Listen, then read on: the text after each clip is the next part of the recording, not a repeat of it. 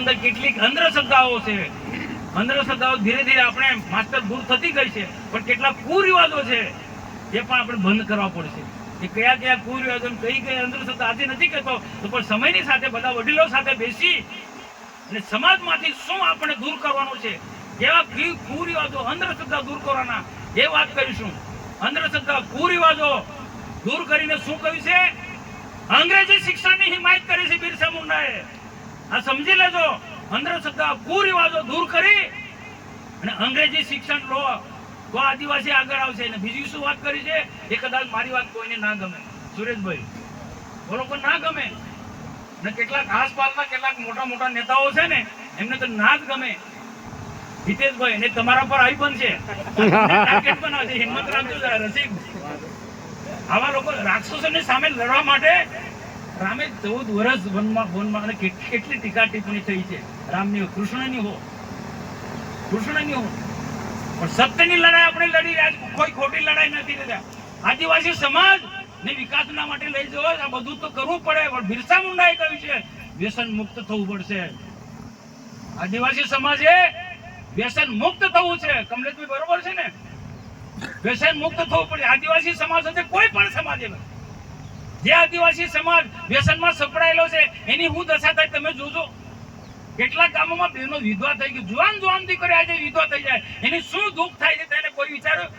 દારૂના અડ્ડા ચલાવનારે વિચાર્યું છે આવું? મોટા મોટા કન્ટેનરો ગામોમાં ઉતારે છે, એ લોકો કોઈ દિવસ વિચાર્યું છે? હું તો કહું કે આપણે બાપ દાદા બહુ વર્ષો કોઈ દેવને કે પછી કોકને ક્યાંક એ કદાચ મહુડાનો દારૂ બોલ્યા, કોઈ સોશિયલ મીડિયામાં ચલાવજો. મનસુખભાઈ એવું કહેતા હતા, કોઈ પ્રસંગ હોય, કોઈ વાર તહેવાર હોય, કોઈ દેવને ચડાવવો હોય દારૂ, તો ઘરે મહુડાનો બનાવો ને તેનું પ્રસાદી તરીકે લો. તો આ મહારાજ છે એવું ના કહેવાય, પણ મારા તરફથી થોડું છૂટ આપું, કારણ કે બધું બંધ નથી થવાનું. દિનેશભાઈ બરોબર છે ને? તો મહુડાનો દારૂ જાતે બનાવીને દવા તરીકે ઉપયોગ કરો. કોઈ ડોક્ટર કહેતા ઘણા એવા છે કે ડોક્ટરની સલાહથી, ડોક્ટર રવિ બરોબર છે, સાચી વાત છે, ઘણા ડોક્ટરો સલાહ આપે કે તમારે હેલ્થ માટે દારૂ પીવો પડશે. તો તે કેવો દારૂ?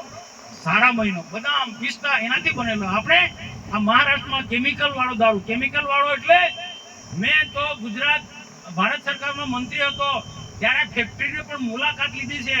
માસ્ટર, આ ફેક્ટરીઓમાં જે દારૂ બને છે ને મેં જોયું છે નજર સમજ. દારૂને સ્ટ્રોંગ બનાવવા માટે કેમિકલ ની બોટલ આવે છે આટલી, એક પાટની અંદર નાખે તો, અને આપણા લોકો એ પીએ, બહુ કડક, બહુ હું પથરો કડક, હું કડક. અરે માણસનું જીવન, શરીરને ખતમ કરી નાખે, અનેક પ્રકારની બીમારીઓ થાય, કેન્સર થાય છે બધી. આ મારી વાત નહીં ગમે. આ લોકો કોઈ કે મેં ઇંગ્લિશ દારૂ પીએ, ઇંગ્લિશ દારૂ ને ઇંગ્લિશ દારૂના વેપારીઓ તો કરોડોપતિ થાય, લાખોપતિ થઈ જાય. એની પાસે રાતોરાત કરોડો રૂપિયા, લાખો રૂપિયા આવી જાય. કે રીતના ભાઈ? એ કોઈ આદિવાસી કોઈ વ્યસનમાં સપડાયેલા લોકોના એના પરિવારની શું દશા થાય જોયું છે તમે? આ બુટલેખોરોને હું પ્રશ્ન કરું છું કે તમારા ખરાબ દારૂના કારણે, કેમિકલ વાળા દારૂના કારણે જે લોકો દારૂમાં સપડાયેલા, જે પરિવાર જે વ્યસનનો ભોગ બન્યા છે, એક વખત એક બે પેક માર્યા પછી એને આદત પડી જાય, સાહેબ એ ચૂકતું નથી. અમારા સામે બીજા પણ એક કબીર સંપ્રદાયના મહંત બેઠા છે. આ બધા રાત દિવસ ભક્તિ કરે. સમાજ સ્વરૂપદાસ સાહેબ તો તમે ભાષણ સાંભળ્યું હોય તો આ બધા સમાજને સુધારવાની વાત કરે છે. આદિવાસી સમાજની પણ દરેક સંપ્રદાયની અંદર બધા સંતો મહંતો સમાજને સુધારવા માટે ના બુટલેગરો આદિવાસી સમાજને ખતમ કરવા માટેના પ્રયત્નો કરે. તો આ જે સમિતિ આવા બુટલેગરોની સામે પણ લડવા માટે કામ કરે છે. કોઈ સમાજના હિત માટે, આ સમાજના હિત માટે, જે સમાજને વિકાસના માર્ગે લઈ જવું છે, તો બિરસા મુંડાએ વાત કરી છે. મનસુખ વસાવા નથી કહેતા, બિરસા મુંડાએ કહેલી વાત છે. અંધશ્રદ્ધા, કુરિવાજ, સારું શિક્ષણ ને વ્યસનોથી મુક્ત કરો આદિવાસી સમાજને. વ્યસનોથી આદિવાસી સમાજ મુક્ત થશે તો વિકાસ થવાનો છે.